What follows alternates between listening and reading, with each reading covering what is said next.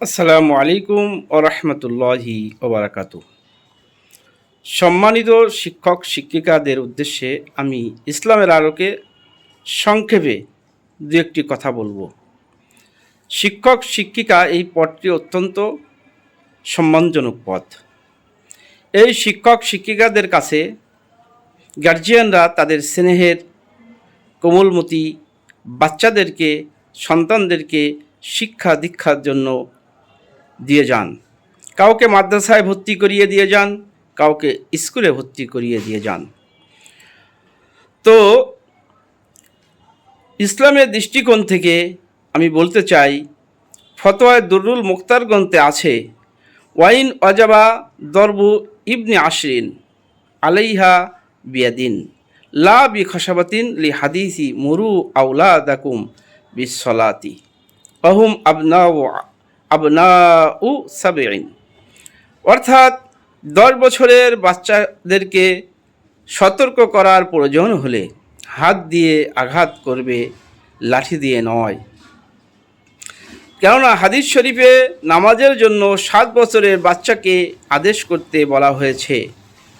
অনুরূপভাবে শিক্ষকের জন্য 3 বেতের বেশি ব্যবহার করা উচিত নয়।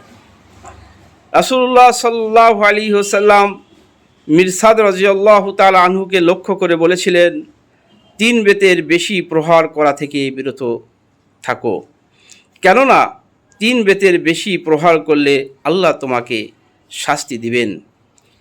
তো 3 বেতের বেশি প্রহার করা এটা হদের মধ্যে আসবে, অর্থাৎ শাস্তিযোগ্য অপরাধ করলে যে শাস্তি দেওয়া হয় তাকে হদ বলে। আর তাজির এই 3 বেতের কম হলে তাজির বলে, অর্থাৎ শাসনমূলক সতর্কতামূলক তাকে আঘাত করা, যে আঘাতে মাধ্যমে সে ক্ষতিগ্রস্ত না হয়। তাই এই শিক্ষক শিক্ষিকাদের উচিত হবে তাদের ছাত্র ছাত্রীদেরকে লেখাপড়া শেখানোর যে দায়িত্ব, সেই দায়িত্ব যাতে বিঘ্নিত না ঘটে, সীমা লঙ্ঘন না করে।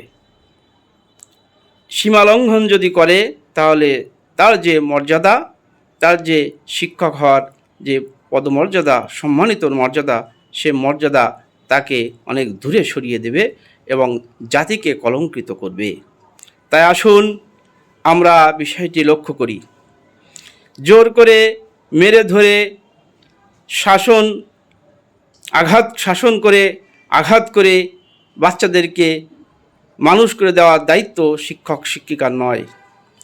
আল্লাহ রাব্বুল আলামিন রাসূলুল্লাহ সাল্লাল্লাহু আলাইহি ওয়াসাল্লামকে বলেছিলেন, লাস্তা আলাইহিম বিমুসাইতির, নবী তুমি তাদের প্রতি দারোগা নও যে তোমার জোর করে তাদেরকে শাসন করে মেরে ধরে ইসলামের ছায়াতলে আনতে হবে, এমন দায়িত্ব নবী তোমার পরে দেওয়া হয় নাই।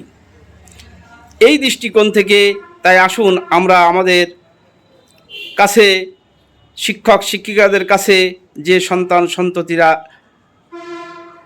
পড়তে আসে, তাদেরকে স্নেহের দৃষ্টিতে, মায়া মহব্বতের দৃষ্টিতে, আদর সোহাগের মাধ্যমে তাদের এই শিক্ষা দীক্ষা দেওয়ার চেষ্টা করি। আল্লাহ রাব্বুল আলামিন আমাদেরকে তৌফিক দান করুক।